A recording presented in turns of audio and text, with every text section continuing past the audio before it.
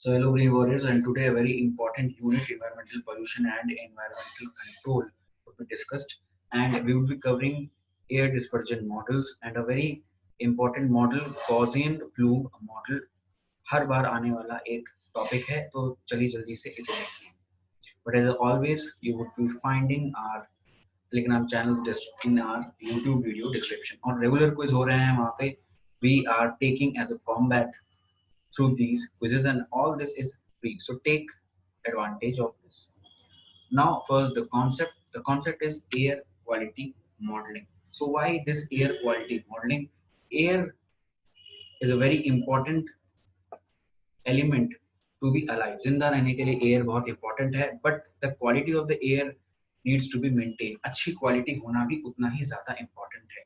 So there should be a regular surveillance on air. Air पर एक regular surveillance होनी चाहिए, उन्हें देखना पड़ता है हमें, and this could be done by air quality modeling. So it can predict pollutant concentrations at various locations, identify the source which are causing trouble, and for the troubleshoot they could be designing control strategies. उन पे strategies, उनके लिए क्या instruments बनेंगे, वो भी ये design कर सकते हैं. साथ में future में वो pollutant कितना दूर जाएगा, क्या करेगा, all the future worrisome problems could be discussed with this modeling scenario, and these only uses mathematical approaches.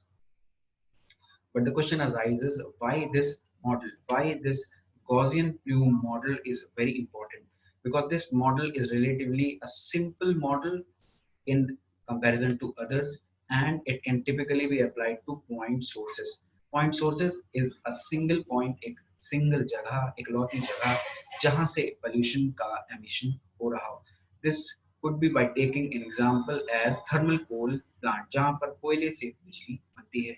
And occasionally they can also be applied to non-point sources. Non-point sources का मतलब एक point से ना आ रहा हो. And the best example is automobiles या vehicles. Vehicles घूमती रहती हैं, चलती रहती हैं, और वो एक जगह पर नहीं रहती. एक जगह पर जो रहेगा वो point source.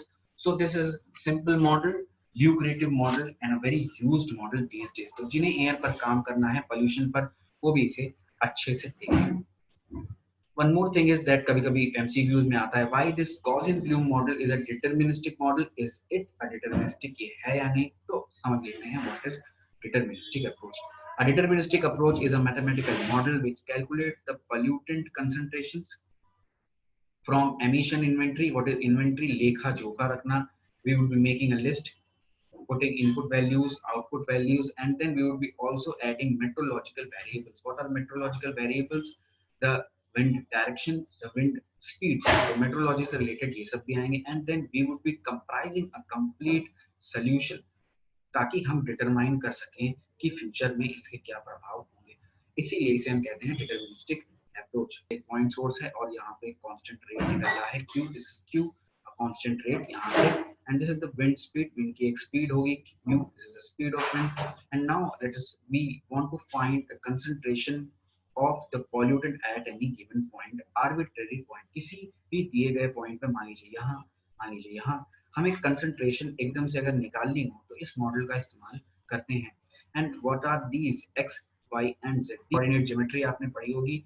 x axis, y axis, z axis, इसमें जो हम लेते हैं इन्हें ही हम कहते हैं x, y और z. तो ये जो मॉडल है मोटा मोटा कह सकते हैं आर्बिट्रेरी पॉइंट पर अगर हमें कंसंट्रेशन निकालना हो तो हम इसको आराम से निकाल सकते हैं. And this is the mathematical formula, but this is very complex. C concentration है, यहाँ पे Q है, U है, इसे सॉल्व करना बहुत ही ज्यादा दिक्कत वाला होगा, इसीलिए एक आसान फॉर्मूला हम लाए हैं. CWC = 10⁹ x, यानी कि डिस्टेंस सोर्स को इनटू करने नहीं पड़ेगा. तो चलिए जल्दी से एग्जांपल देखते हैं न्यूमेरिकल, और उससे हम समझ लेते हैं कैसे करेंगे. सो इन दिस एग्जांपल 1 kg यहाँ पे अमाउंट दिया है, टाइम पीरियड है 30 मिनट, इसको हमने सेकंड में बदल लिया 18,000, और यहाँ पे आप देखें कि विंड स्पीड दी है 1 मीटर पर सेकंड, तो यहाँ में रख दी U की जगह 1 मीटर पर second. And what is WWC? तो इसको हमने इनटू कैसे किया, 0.1 से 5000 metre, because the distance is 5 kilometre. 5 kilometre को हमने बदल दिया 5000 मीटर में, और अभी हमने पीछे देखा कि WWC को निकालने के लिए 0.1 से इनटू करते हैं. तो ऐसे आप निकाल लेंगे 22 माइक्रोग्राम पर मीटर क्यूब. तो ये फॉर्मूला शॉर्ट है, आप इसको अप्लाई कर सकते हैं. And this was a very important video. और एक और इम्पोर्टेंट चीज मैं आपको बता दूं कि ये नोआ है, ये एक अमेरिका की संस्था है। यहाँ पे देखिए इनके यहाँ पोर्टल पर ऑनलाइन आप जा सकते हैं और आप अपनी कंट्री का अगर यहाँ पे आपको मिलता है, आप लैटिट्यूड या लॉन्गिट्यूड डालकर भी गॉसियन प्लूम मॉडल को आराम से निकाल सकते हैं और डेटा डाल के भी निकाल सकते हैं। So this was all for today, thank you and have a nice day.